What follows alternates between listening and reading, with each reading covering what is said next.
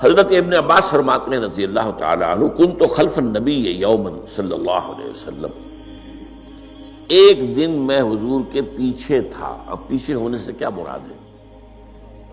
گمان غالب یہ ہے کہ سواری پر، جس کو ردیف بھی کہتے ہیں، واللہ عالم یہ بھی ہو سکتا ہے کہ چلتے ہوئے پیچھے پیچھے چل رہے ہیں ادب کے ساتھ۔ چچا زاد بھائی ہیں لیکن عمر میں تو بہت چھوٹے ہیں، نوجوان ہیں۔ اس کیفیت میں حضور نے اب ان سے خطاب کیا، یا غلام، اے نوجوان، اے لڑکے کہا، اے لڑکے، اعلمک کلمات، میں تمہیں تلقین کرتا ہوں چند کلمات۔ اب یہ ہے حضور کا طریقہ تربیت و تعلیم و تزکیہ۔ وہاں کوئی مدرسے نہیں تھے، وہاں کوئی درس کی محفلیں تو نہیں ہوتی تھی، محفل تو ایک ہی ہوتی تھی ہفتے میں، اور وہ جمعے کا اجتماع ہے۔ باقی حضور کی صحبت ہے، فجر کی نماز کے بعد بھی آپ بیٹھے ہیں، صحابہ بھی بیٹھ کے ہیں، کچھ گفتگو ہو رہی ہے، اسی میں تربیت، اسی میں تعلیم، اسی میں تزکیہ۔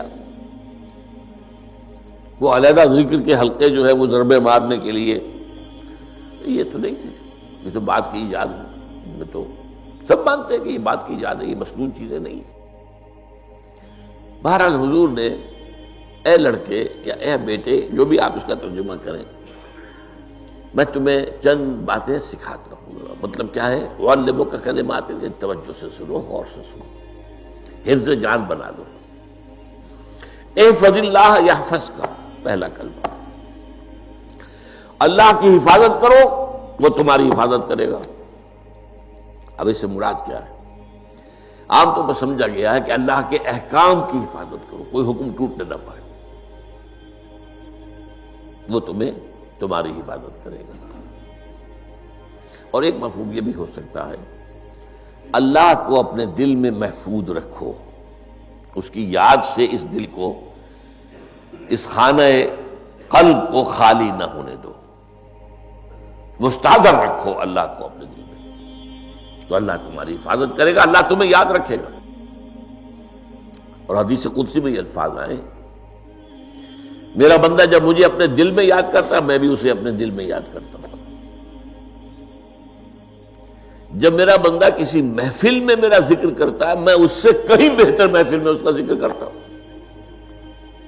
اللہ کی محفل تو ملائے اعلیٰ کی ہے، ملائکہ مقربین کی ہے۔ وہ جو امیر خسرو کا شعر ہے، وہ پتہ نہیں کس کیفیت میں انہوں نے کہا ہے، خدا خود میر محفل بود اندر لامکاں خسرو، محمد شمع محفل بود شب جائے کہ من بودم۔ اے خسرو، رات میں جہاں تھا، وہ رات کوئی کیفیت تھی جو گزری ہے، وہ ایک لامکان کی محفل تھی۔ اب مکان نہیں ہے، لامکان ہے، مادی نہیں ہے وہ۔ اس کی محفل میں میر محفل اللہ تھا اور شمع محفل محمد تھے صلی اللہ علیہ وسلم۔ خدا خود میر محفل بود اندر لامکان خسرو، محمد شمع محفل بود شب جائے کہ من بودم۔ بہرحال اللہ کو تم اپنے دل میں مستحضر رکھو، اللہ تعالیٰ تمہیں بھی یاد رکھے گا۔ دوبارہ فرمایا، احفظ اللہ تجدہ امامک تجاہک، اللہ کو یاد رکھو تو اپنے سامنے موجود پاؤ گے،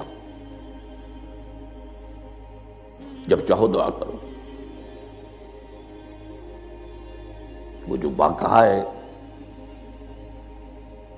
کہ دل میں ہے، جب چاہو مخاطب ہو جاؤ۔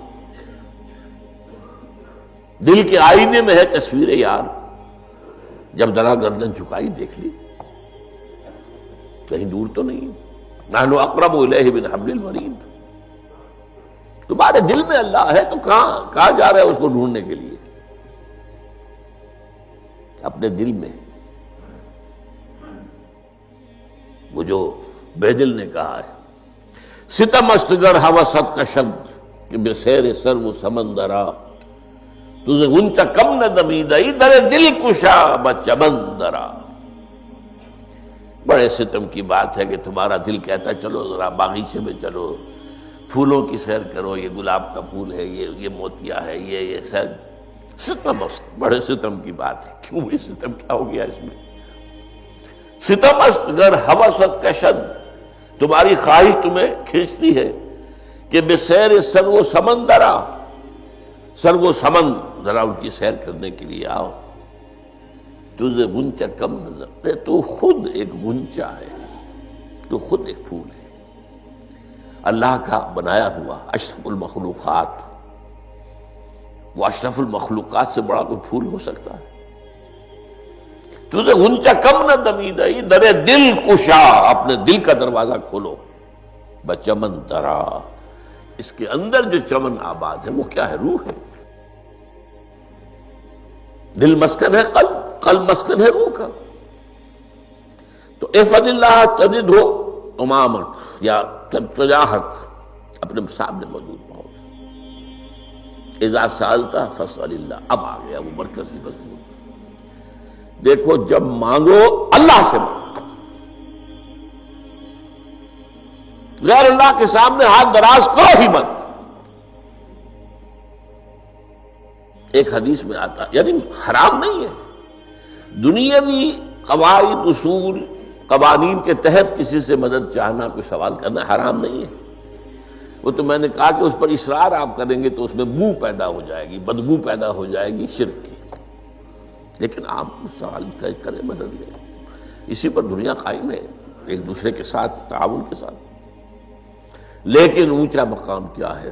کسی سے سوال مت کرو سوائے اللہ، یہاں تک کہ جوتے باندھنے کا تسمہ تمہیں درکار ہے تو بھی کسی سے مت مانگو، اللہ سے مانگو۔ کیا پتہ اللہ کس کے دل میں ڈال دے اور وہ آ کے تمہیں تسمہ پیش کر دے۔ ہوتا ہے ایسا، بس اوقات ہوتا ہے۔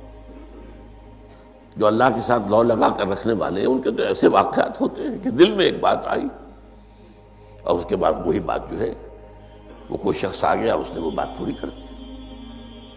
کیونکہ لوگوں کے دل جو ہے وہ تو اللہ کے دو انگلیوں کے مابین ہے، جسے چاہتا پھیر دیتا۔ کیا پتہ اللہ کسی فرشتے کو انسانی شکل میں بھیج دے، آتا ہے فرشتہ، آتا ہے انسانی شکل میں، آتا ہے آپ کی تکلیف کو رفع کر دے، آپ کی ضرورت کو پورا کر دے، اسی سے مانگو، کسی اور سے مانگو۔